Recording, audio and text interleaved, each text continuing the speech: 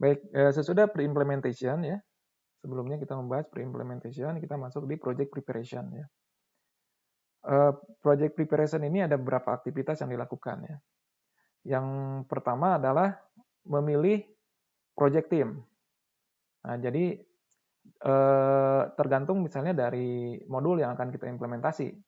Kalau misalnya modulnya akuntansi ya atau finance ya, kita milih biasanya dari bagian-bagian accounting ya.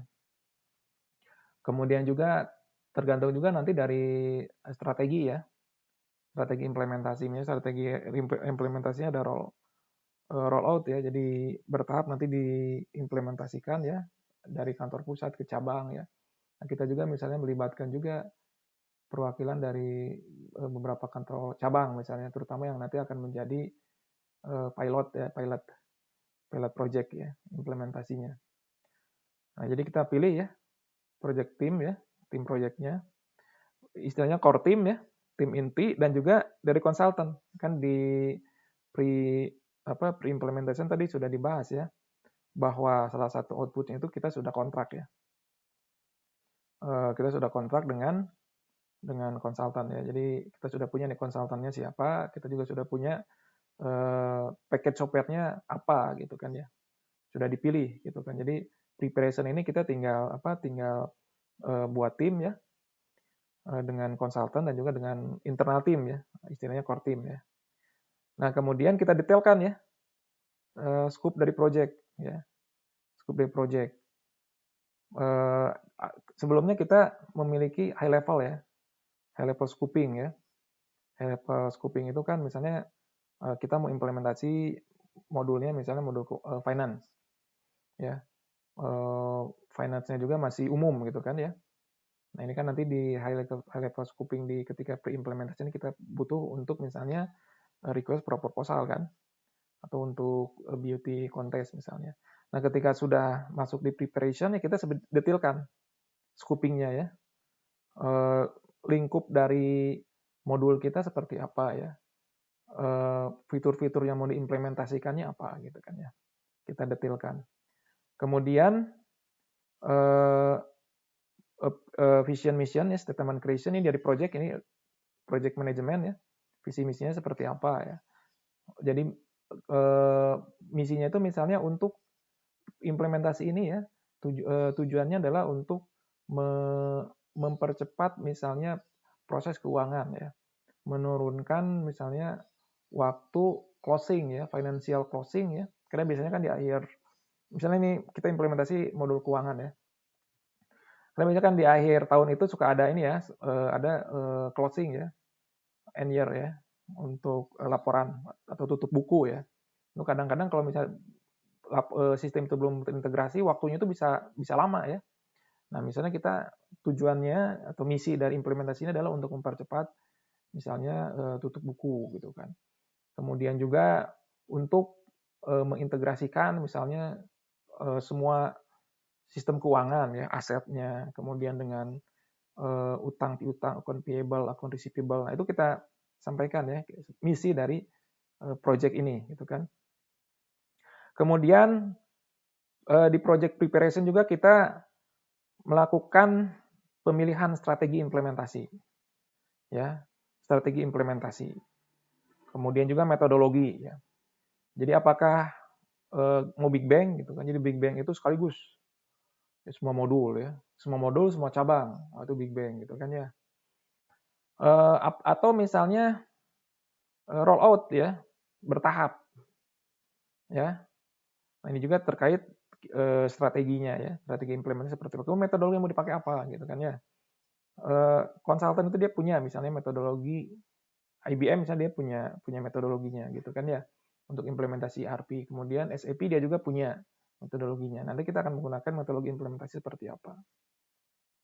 Kemudian project method, standar, governance ya, misalnya terkait administratif ya, surat menyurat gitu ya.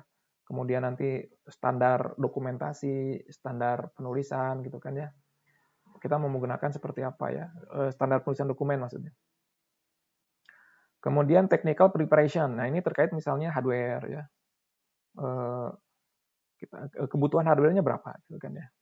Tadi sudah saya sampaikan kan bahwa ini tergantung dari strategi implementasi ya, apakah mau semua melibatkan semua kantor cabang gitu kan ya. Berapa modul yang dipakai, ya, berapa user ya. Nah dari sini kita tentukan ya, kira-kira kebutuhan hardware seperti apa. Tadi saya sampaikan umumnya ada tiga komponen biaya kan, komponen biaya hardware ya, komponen biaya software, yang ketiga komponen biaya konsultan ya. Ada juga komponen biaya yang lain seperti training, kemudian seperti juga buat core team ya. Tapi yang cukup besar itu adalah tadi untuk software, hardware, dan juga untuk konsultan ya. Kemudian tadi project planning, resource planning, training planning ya. Training ini hal yang sangat vital ya, karena nanti di awal juga ada training ya, untuk memperkenalkan sistem seperti apa sih. Kemudian di akhir juga nanti akan ada training ya, buat user ya, ketika sistem sudah siap untuk go live gitu. Nah kita rencanakan ya. Kemudian resource planning-nya juga ya, sumber daya yang dipakai ya. Kemudian project charter ya, preparation ya. Project charter ini kan dokumen seperti ibaratnya kan seperti ini ya, kontrak ya antara project team dengan manajemen ya. Jadi di situ ada visi misi ya, lingkup ya, deliverables kan seperti itu ya, waktu ya, targetnya kapan, budgetnya berapa. Tapi ringkas ya, project charter ini ya. Nah, jadi kita tahu misalnya ini menjadi guideline kan, project charter ini jadi guideline dalam implementasi proyek ya, ERP ini. Kita tahu kan, budget kita berapa.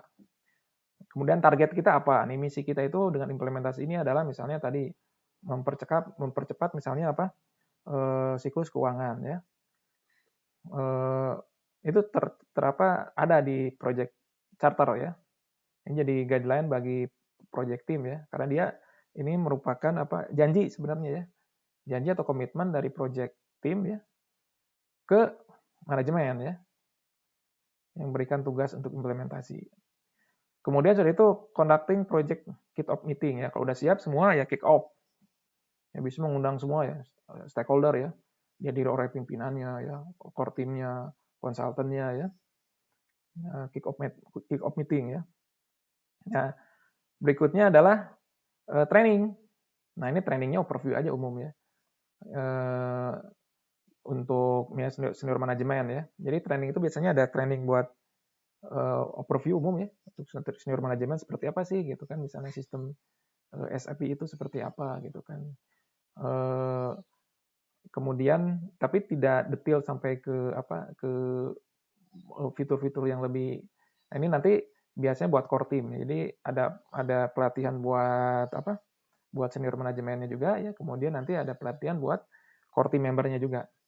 Nah, yang core team member nanti pendekatannya itu pelatihan buat konsultan ya, seperti konsultan training ya, lebih lama, kemudian lebih detail pelatihannya. Ini adalah critical deliverables-nya ya, yang harus kita perhatikan apa saja yang harus diberikan ya, atau di deliver ya dalam project preparation ini. Detail project scope ya, di dokumen scope atau lingkup dari projectnya. Kemudian vision mission statement-nya ya, technical arsitektur dokumen ya, seperti servernya ya, kemudian jaringannya kan ya. Kemudian berikutnya adalah IT landscape ya, strategi dokumen. Jadi kan di dalam ERP itu ada landscape itu setidaknya ada 3 ya. Pertama development ya. Development itu ada tersendiri, ada server tersendiri ya, server development. Kemudian nanti ada quality ya.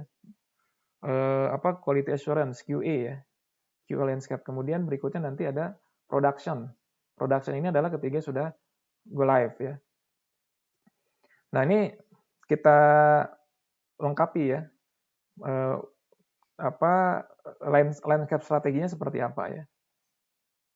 Ketika misalnya development ya, ketika QA ya, kemudian ketika production atau ketika go live ya. Kemudian hardware sizing dokumen ya, tadi kebutuhan hardware ya. Softwarenya berapa gitu kan ya, hardwarenya berapa, servernya berapa gitu kan. Spesifikasi servernya seperti apa ya.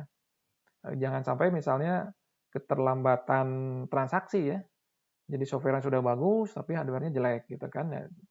Biasanya ada standar hardware minimal ya, itu sudah ada ya.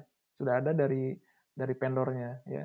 Minimal kalau implementasi misalnya SAP itu standar hardware-nya seperti ini. Kalau misalnya implementasi buat sekian user, hardware-nya ini ya. Kalau untuk misalnya lingkup perusahaan modulnya ini ya, hardware-nya ini ya, sudah ada biasanya sudah spesifikasi minimalnya sudah ada.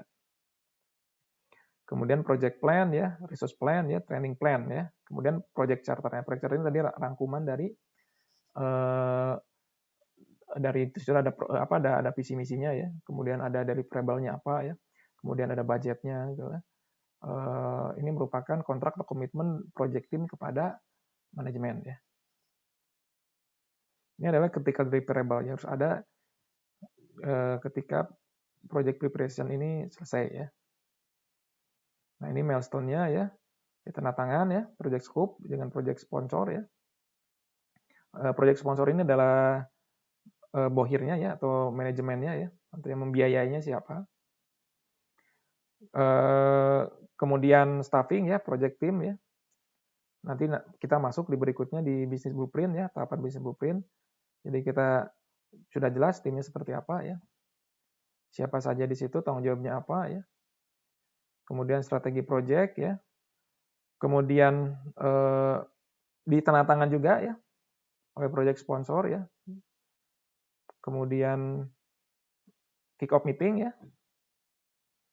Nah, kemudian steering committee dan project team ya. Sesuai dengan tugasnya masing-masing. Nah, ini mungkin terkait project preparation phase ya. Tahapan